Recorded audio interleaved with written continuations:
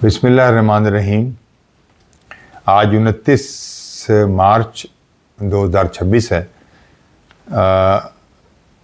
आज मैं आपको बताने लगा, ईरान ने पूरी गेम उलट दी। क्या अमेरिका में रजीम चेंज होने जा रही है? ये बहुत बड़ा सवाल है इस वक्त। अमेरिका में 1 करोड़ लोग बाहर आ गए। इतना बड़ा मुजाहरा अमेरिका की तारीख में कभी नहीं हुआ। अमेरिका में ट्रंप रोज बरोज अनपॉपुलर होता जा रहा है और अगर यही हाल रहा तो बिल्कुल लगता है ट्रंप फारिग हो जाएगा। ये मिड टर्म इलेक्शन आ रहे हैं तो उसमें ट्रंप बिल्कुल उड़ जाएगा। जेडी वैंस की ज़बरदस्त कोशिश है। जेडी वैंस जो अमेरिका के नायब सदर हैं, वो ज़बरदस्त अपनी कोशिशें कर रहे हैं। वो शुरू से ट्रंप की इन चीज़ों के इस हमले के हक में नहीं थे और इसलिए वो नेतन्याहू पे बहुत बुरी तरह बरसे। तेल की कीमत भी अब बढ़ती जा रही है। ट्रंप ने पहले तो मुख्तलिफ तरीक़ों से, हरबों से उसको नीचे किया, लेकिन जाहिर है जो रियल चीज़ है वो रियल है। अब तेल की कीमतें बढ़ रही हैं।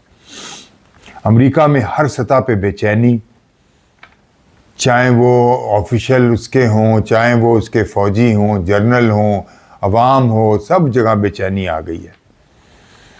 अमेरिका को पहली दफ़ा अपनी हार नज़र आ रही है। स्ट्रेट ऑफ हॉर्मस बंद हो गया है और बाबे मंदक बंद होने जा रहा है, क्योंकि अब हौसी एक्शन में आ गए हैं और उन्होंने पहला मिसाइल इसराइल में मार दिया है।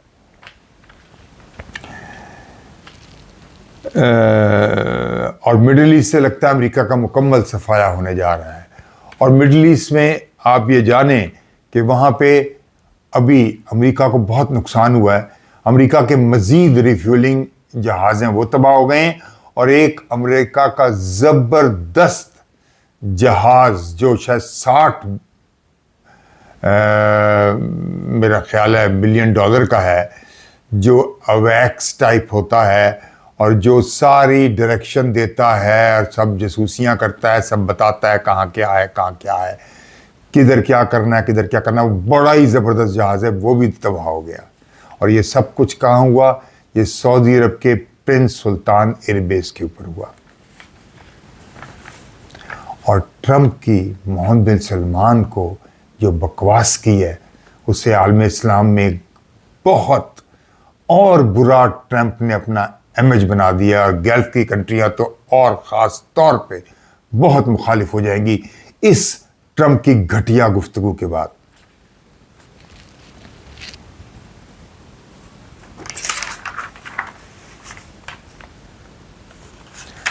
ईरान ने अपनी कामयाब हिकमत अमली के बाइस सब कुछ उलट दिया है। बड़ी हैरत अंगेज बात है। कहाँ अमेरिका, कहाँ इसराइल और कहाँ ईरान। तो ये दोनों मिलके भी ईरान का बाल भी बीका नहीं कर सके। कुछ तबाही तो की है, लेकिन सब ज़्यादातर सिविलियंस की हुई है। कोई यूनिवर्सिटियों पे हमले किए हैं, कहीं वो क्या कहते हैं, इनके न्यूक्लियर रिएक्टर्स पे हमले की कोशिश की है, लेकिन वो बड़े सेफ हैं, उन पे नुकसान नहीं हुआ। लेकिन वाटर पावर प्लांट पे कुछ इन्होंने हमले किए हैं।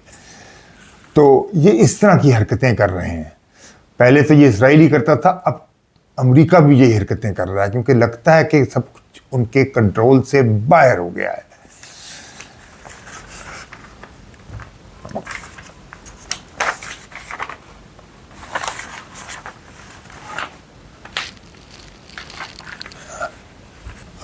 अब आप ये देखें कि इसके अलावा दूसरी खबर ये है कि पाकिस्तान अपनी सफारतकारी में टॉप पे आ गया है। मिस्र, तुर्किया, सऊदी अरब और अनकरीब अमेरिका के जेडी वैंस भी पाकिस्तान में होंगे। दुनिया को बड़ा बुला कह रहा है, वो पाकिस्तान की तारीफ कर रहा है। ये बड़ी हैरान कुन बात है। रूस भी पाकिस्तान के करीब आता जा रहा है, बल्कि ये कहा जाए तो गलत ना होगा कि दुनिया पाकिस्तान की तरफ देख रही है और पाकिस्तान का ग्राफ ऊपर से ऊपर जा रहा है। पाकिस्तान की कामयाब हिकमत अमली से सारी दुनिया पाकिस्तान को बहुत ही पसंदीदगी निगाह से देख रही है। उसका सबसे बड़ा सबूत यह है कि पाकिस्तान की बंदरगाहों पे जहाज़ों की कतारें लग गई हैं और इसके अलावा कंटेनर्स भी बेशुमार माह आ गए हैं, जिससे पाकिस्तान को बेपनाह फ़ायदा होगा। और ये इतने आ गए हैं कि पिछले सारे रिकॉर्ड टूट गए हैं। ये 8,000 से भी ऊपर सिर्फ और सिर्फ यानी मार्च के अंदर, पहले एक साल में तकरीबन 7,000 6,000 से ऊपर थे, पूरे एक महीने के अंदर जो है ये 8,000 से ऊपर है। हैरान कुन बात है। पाकिस्तान के झंडे की अहमियत देखें कि पाकिस्तान के झंडे की अहमियत इतनी हो गई है कि ईरान कहता है जिस जहाज से पाकिस्तानी झंडा होगा वो आराम से गुजर जाए स्ट्रेट ऑफ हॉर्मुज़ से। पाकिस्तान जिसे दुनिया का अनसिक्योर मुल्क कहा जाता था,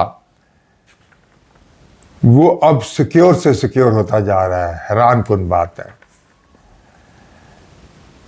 लगता है कि इंशाअल्लाह भारत भी मजबूर होकर पाकिस्तान से अब दोस्ती का हाथ बढ़ाएगा और तिजारत के दरवाजे खोल देगा और ताल्लुकात भी बनाएगा, क्योंकि मुझे लगता है कि जो हालात जिस नहज पे जा रहे हैं, भारत के लिए अब कोई रास्ता नहीं है।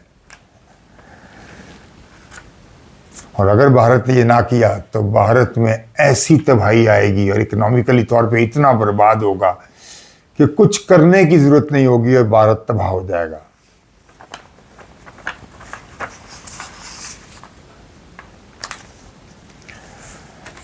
मैं हूं जमाल नासिर, आप मेरा ब्लॉग देख रहे हैं। शुक्रिया, अल्लाह हाफिज़।